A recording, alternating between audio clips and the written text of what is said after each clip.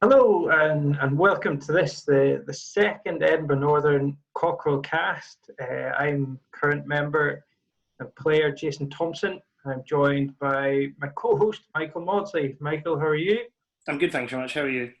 I'm very well. And joining both of us from Borders Country for Ep02 of the Cockerel cast is former Northern player and current Peebles RFC member, artisan home baker, keen lycra wearing cyclist, city architecture enthusiast Ben Glasgow. You've managed to make that.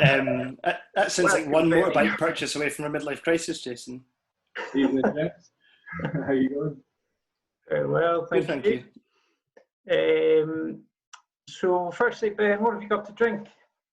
Well, this evening I've got a lovely Ossian Golden Ale, and I'll be accompanying that with a little 18-year-old Highland Park. So, very nice. My last drop in the bottle as well, so I saved it for an auspicious occasion. What could be more auspicious than a cockle cast? Oh, thank you very much.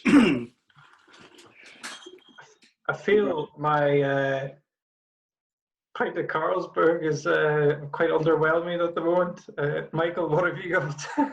So I've got an Isle of Skye Gold, which is fantastic, and in honour of our guest, who, as I'm sure we'll find out, can be sometimes quite confusing about his allegiances, I have a English whiskey, so which could be quite interesting. Tasty notes to follow. Slightly torn there. So I suppose I'll lead in with the questions then, Ben. So obviously you're aware of the current situation. How are you getting on at the moment? Are you working from home? Have you been furloughed? How are you getting on? Doing all right, actually. So I'm fortunate to be continuing to work from home on a 100% basis. We're all working. So myself and the missus are both working. She's a staff nurse at Edinburgh Royal Infirmary. So she's arguably got the kind of rougher end of the stick on the work front just now, given the prevailing pandemic, which kind of leaves me periodically to kind of balance work and making sure our two boys don't sort of slaughter each other in our absence. But otherwise, we're doing okay. I'm working currently as a contractor at the Scottish Government, and they've been really enlightened and flexible in their use of home working, and particularly with contractors. So couldn't really have asked any more of them. Oh, fantastic. And in terms of, obviously, you tend to demonstrate how you're filling your free time quite well on social media. So particularly I've noticed your aptitude for culinary exploits, ranging from kind of stews, roasts, all sorts of gin, but predominantly bread. So I suppose my question is, are you more of a hot buns type of man, or the fan of a decent-sized bap? I don't like to be a purist about these things. I relish a bun as much as I admire a bat, Michael. Oh, fantastic. Let's not be pigeonholing me as a bat man at all. I wasn't trying to. Obviously, we're all locked in at the moment. We've all got kitchens that we can access. Is there a good kind of easy intro to baking you could suggest to someone in terms of making bread? Yeah, well, I'm basically riding the BBC Good Food train as far as it'll take me. So I'm kind of working my way through the sourdough variants that I can play around with that now. It's treating me well so far. As you may have noticed, I quite like a carb, so it's treating me particularly well, probably too well. I'm probably going to knock it on the head. But in the meantime, I'll just keep making tasty bread, and I'm quite fortunate that the boys are at the age where they just want to eat most of it. So it saves me smashing a whole loaf. Excellent. It is very impressive. I went for our weekly shop this morning, and on my list I was given to get 2 loaves of bread as well as a sourdough loaf. So I couldn't even manage to pick up the right loaf, Ben. I got a wheat and rye boule, if that's how you call it. So it's very impressive you're able to make your own. I picked up a minor addiction to sourdough. There was an artisan baker opened in Peebles last year, and he opened a shop not long before the COVID stuff kicked off. So I became a regular client there, and then obviously I got cut off. I just got a taste and I got cut off, so I kind of find an alternative, and it's doing all right so far. By no means as good as it is, but it's filling the void just now. I suppose, have you when this is all over, obviously there's plenty of opportunities to explore your baking habits. Have you ever considered going on the Great British Bake Off? No, as your viewership will no doubt figure out for themselves, if not already, I'm not particularly cut out for the little screen or any sort of viewing format. The aesthetic isn't there. So yeah, I'm quite happy just to sort of plug away in my own kitchen and eat my own produce rather than try and spread the misery. Excellent. Long may that continue. So we'll strip it right back then. A brief touch on your backstory. Where are you from, and how did you end up firstly in Edinburgh and then into the Borders? Where I'm from probably plays into the not subtle dig about the English whiskey earlier. So got a bit of a kind of sort of circuitous route to Scotland. I was born in South Africa, in Pretoria. So left there at the age of 2, albeit still a British citizen. My mum's from England, then in Shropshire, my dad's from Edinburgh. And then arrived in the UK via South Africa, England for a bit, Kuwait, Switzerland, Germany, and then came to Scotland in 1990 when my dad retired. And well, before that, obviously, got involved in rugby, but yeah, started my secondary schooling at Mar College, which is a rugby school, probably one of the better known ones on the West Coast. And yeah, I never really looked back from there. The love of the game continued, and then eventually wound up in Edinburgh after uni. Strathclyde Uni for a bit, RGU. Had a bit of a checkered sort of rugby portfolio between school and coming to Northern. I was very much sort of Wednesday afternoon booster player. It was more of an impediment to the sesh than any real kind of athletic endeavour. But yeah, carried on, and then I come down to Northern in, I think it was 2006 when myself and the missus both moved to Edinburgh. We got a flat in Tollcross, and yeah, I was working down at RBS at Dundas Street at the time, and my gaffer at the time, Stephen, his brother-in-law was Mr. Otter, a well-known committee man down at Northern. I was a bit of a fat lump at the time, quite not, well, the sort of harsh amongst you would say probably no less fat lump now, but I was a lot heavier. And I was chatting away to my boss Stephen. I was like, I really need a club that I can just go to, that I can train kind of when I want to, and get a game and not have to worry about being like a god amongst men. And he was like, I know the club for you. And the rest is history. I took a waddle down Lothian Road one evening, went down to the hallowed turf at Inverleith Park, and promptly went across to Fetty's AstroTurf and got a nice warm reception. Probably had a bit of a dry book after about 20 minutes, but then yeah, the crack was good and the lads were great, and yeah, that was me. Got involved. It was probably tipping the scales at about 20 stone. So it's like, you're playing front row then? I was like, aye, fine. That was it. I remember the Fetties AstroTurf. I'm sure I've still got scars on my knuckles and knees from sliding about in that.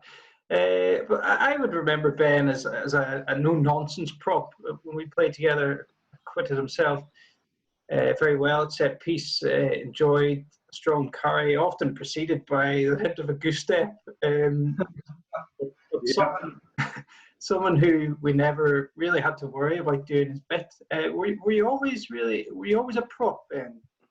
Yeah, tended to be one of the bigger lads when I was very much younger.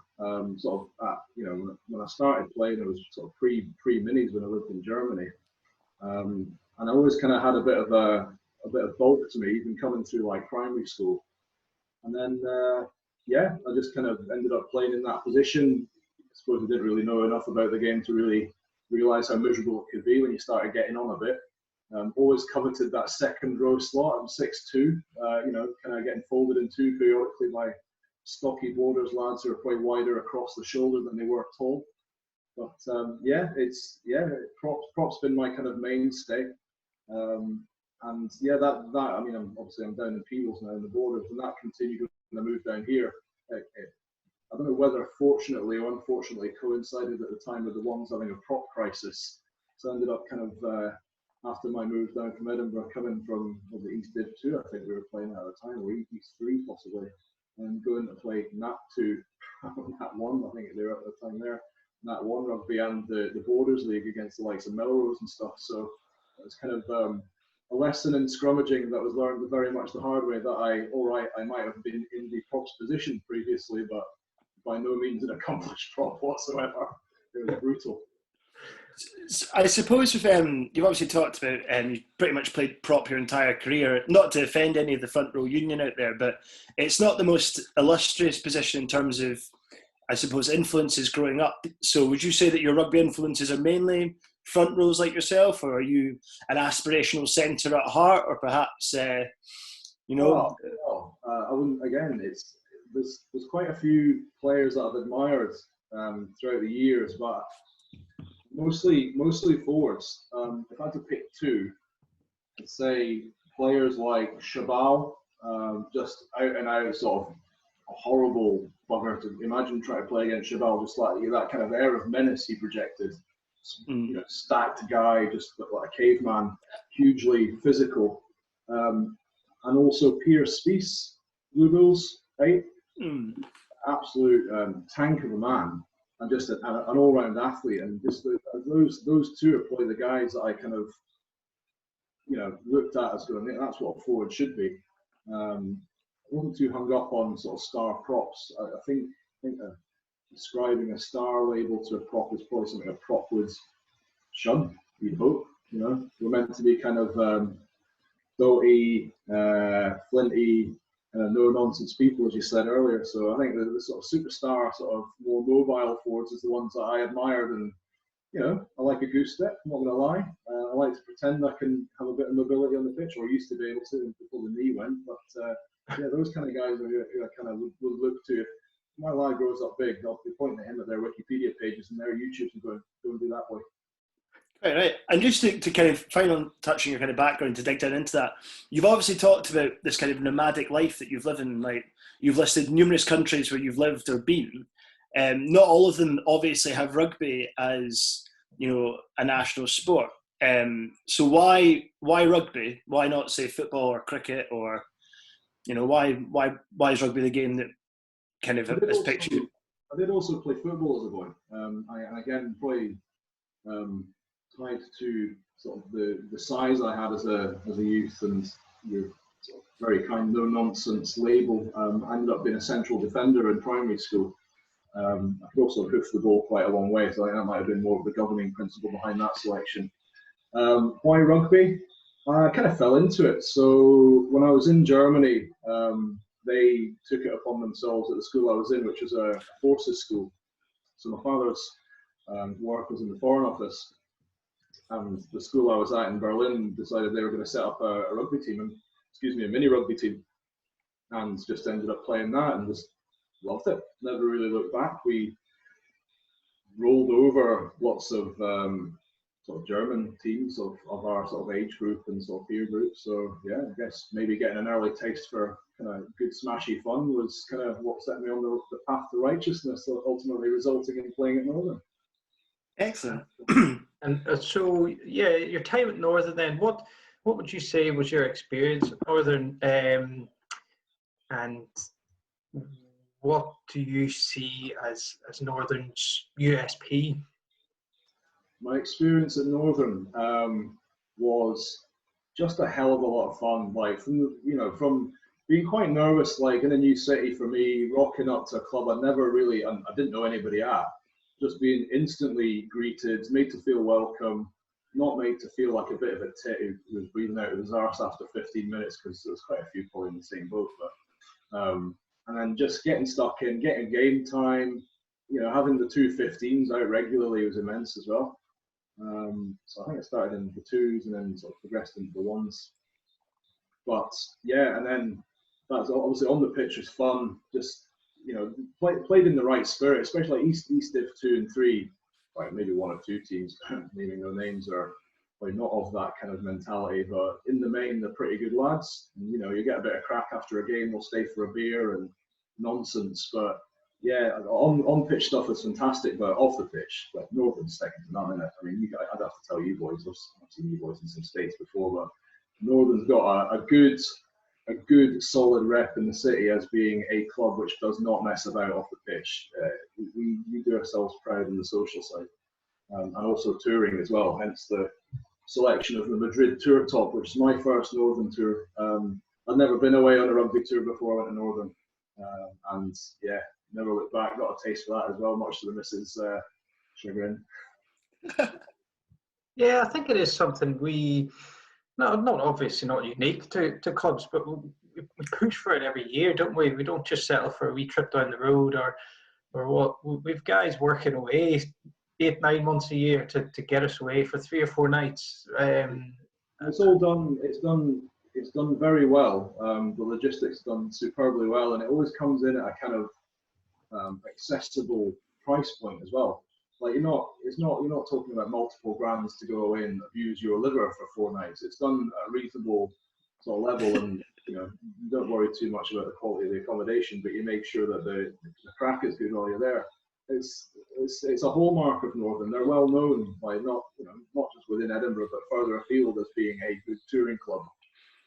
Peebles have just reincarnated their kind of touring aspirations. So the gents have been away, and the young team, that's why I have to call them, knocking on the door of 40, have also been afield as well. And it's something I do love now, particularly just getting out with the gents as well, getting away to the likes of the Hague. I think we're meant to go to Milan this year, but that's looking like it might be on a bit of a sugary peg after COVID. I'll just continue doing that. I mean, okay, maybe not playing anymore through injury, but accompany the gents, run a water bottle on, make sure everybody's all right, and then get on it. It's be fun. Excellent. Fantastic. So would there, might be a bit unfair, you're probably at an arm's length from us, but would there have been one thing you'd change about Northern? I saw that question pop up on Dom's interview. I was like, I struggle to think of what fundamentally I would change at Northern. I think in terms of, all right, I'd always like Northern to be on a stable financial footing. There were some years where I was a member laterally where that wasn't the case, and it was a real kind of hand-to-mouth existence for the club. And more power to the committee for making sure that the worst didn't happen. We've also been fortunate with bequests and stuff as well. But I wouldn't change anything fundamentally. I think Northern is the sum of its kind of slightly grubby parts, like the bunker, the location just away from everyone, so you're not really annoying anyone. The fact that we don't have a feeder school or feeder side, the fact that we kind of rely on these kind of waifs and strays and vagrants and travellers and all sorts. It kind of makes the club what it is. And then the fact that we've also got such a lot of local rivals as well. It's just a kind of nice melting pot. So the fundamentals I wouldn't change. I think Northern is what it is because of where it is, what it does, and why it's had to do the things it does the way it does. I think you guys need a karaoke machine, absolutely. And I would excellent. Be happy to grace that. But nah, like it's solid in what it does well. I don't know about you, Jason, I'm getting the theme here from firstly Dom's answer about Prosecco glasses and now a karaoke machine that we need to be looking more at the end stuff here. I hope these will get fed back to committee, and I'm sure one of them can raise it for you.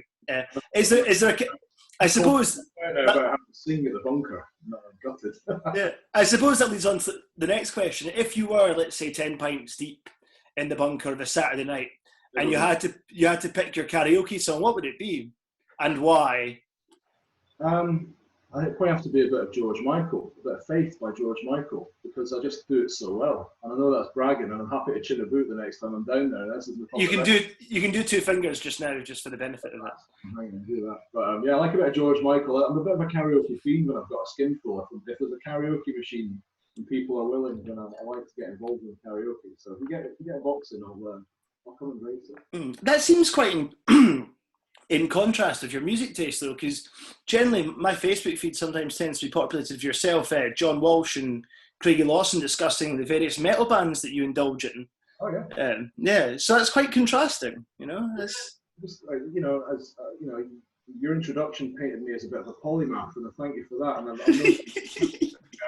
with my music taste, I'm quite happy listening to trance as to heavy metal as to a bit of house or hip hop. It doesn't, I just like what I like. I don't settle in one place. I think it's probably might be part of the fact that I never really settled in one place as a kid. I like new things. So excellent. There's nothing but not varied, so it's a natural home. Fantastic. Good stuff. So back onto the pitch, would there be a favourite win during your time at Northern or a game you played in? Yeah. easily. Yeah, we'll go a bit. It was that 103-3 against Liberton FPs. I think it was 103-3, which I singularly failed to score a single point in. But it was just such an enjoyable game because the drama, the sort of, all the worry about any result was over pretty early, and then it was just what you could do on the pitch to have fun. So I didn't score any tries. In fact, I think my try scoring record in rugby in general, and certainly at Northern, is pretty poor. I think I've got 2 for Northern in the years that I played. I can remember one to Boswell's, and another one on tour. I think that was it. But then that game, Liberton FPs, I think at one point me and Stampy, John Walsh, were out on the wing exchanging passes, and that was like a prelude to a try. It was just silly. It was just like you're just having fun. It was like a kind of it was like a game of touch practically. And they obviously they had it pretty tight. They weren't having a fun time, but we did. And that's probably one of the more memorable ones. Other ones, tour games. Just like one of the Madrid games played on a sandy AstroTurf pitch in 26 degrees heat when you're absolutely hanging. Just things like that where you're just miserable at the time, but you look back with sort of masochistic fondness going, that was proper rugby, that, it was just like stuff like that. So I'd probably say those are the two, that sort of romp, and then the horrible 26 degree sandy AstroTurf pitch with Tony Doran and a case of cold beer next to you giving you dog's abuse for going out and daring to do what you couldn't be asked to do. Excellent. I think the hottest I've ever played, I'm sure you were there, was this trip to Budapest. Oh, that was a scorcher as well. Yeah, totally. Must have been mid-30s, was it?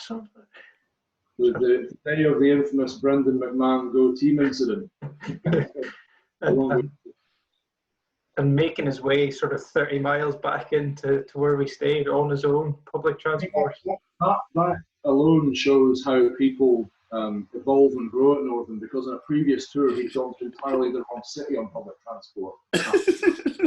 He managed to make his way on public transport in Hungary, having had a few sherbets, and beat us back to the hostel. That was immense. That was a great effort. Excellent. And then what would your memories be of the nights out? Have you a favourite one of them? I don't think I've got a favourite one yet. I think my position on that is that my Northern nights out are not at an end, and I'm not in a position to do a retrospective. That's certainly the position I'm taking with the missus. Again, much to her dismay sometimes, and I'm sure I'll be on the X62 fun bus again from Edinburgh back down to Peebles after lockdown is removed and we're able to go back to the bunker. I've had so many good nights, it's hard to pick one, and it's practically a cast of thousands as well, with so many people that have been in the club in the years that I've been a member. So I wouldn't want to pick one. Obviously, any night ended up in Baldy's drinking sort of your 15th Corona or something and watching somebody make an absolute tube of themselves on the pole. That's always a big one. So let's have that as a kind of an avatar of a good Northern night out. Yeah, Tony appearing with a strawberry daiquiri jug. Yeah, absolutely.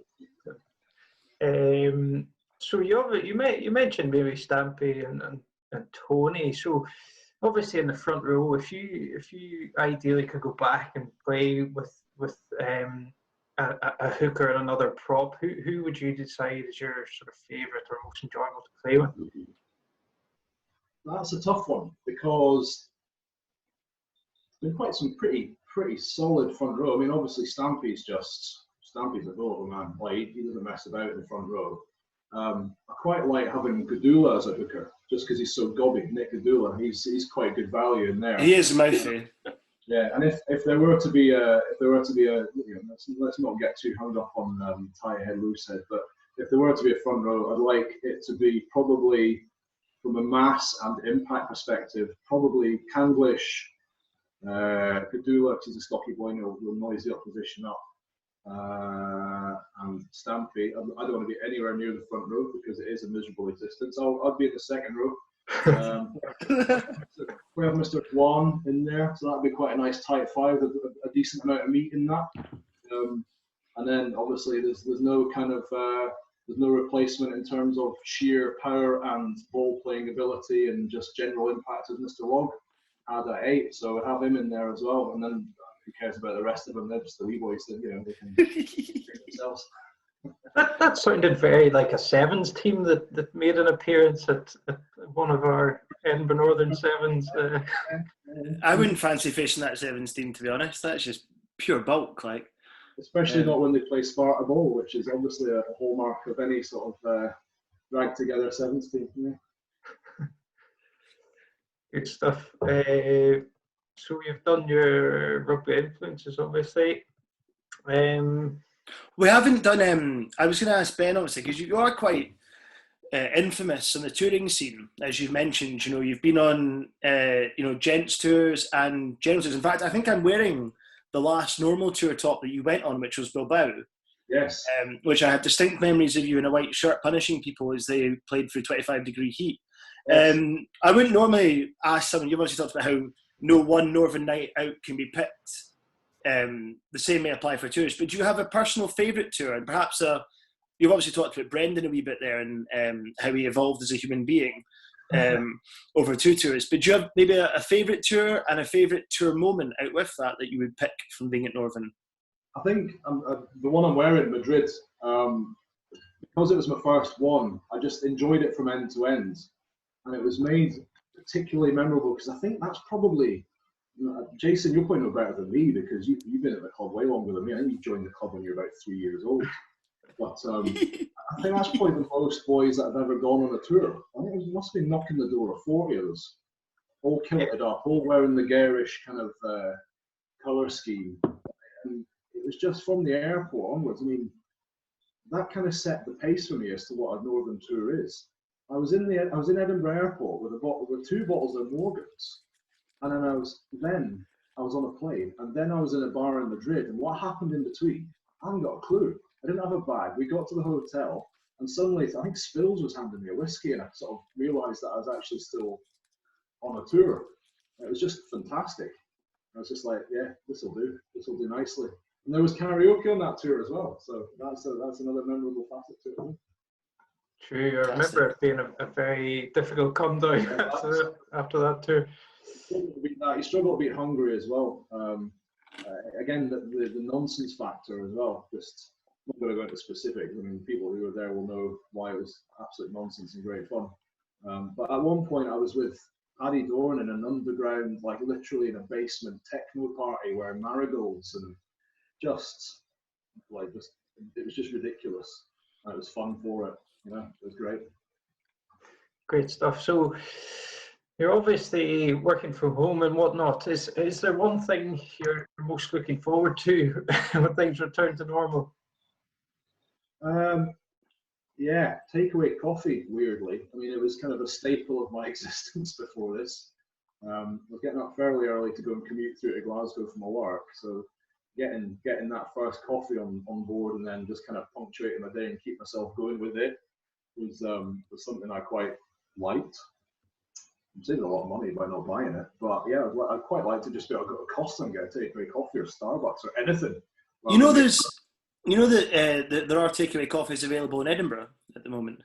Are there? Yeah, various different cafes that I'm quite familiar with that are open. To justify that to the constabulary as an essential trip.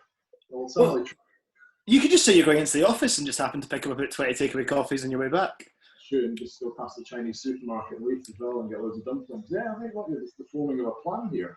Yeah. Well, I mean, Leaf Walk is the lifeline between Victoria Quay and St Andrew's House, so Absolutely. Who could argue it's not essential business? Well, I'll see if I can wing it. A with my better half, and B with Her Majesty's Constabulary should they arrest me. Excellent. We're certainly missing from our social media feeds obscure sort of pictures of red sandstone architecture in Glasgow.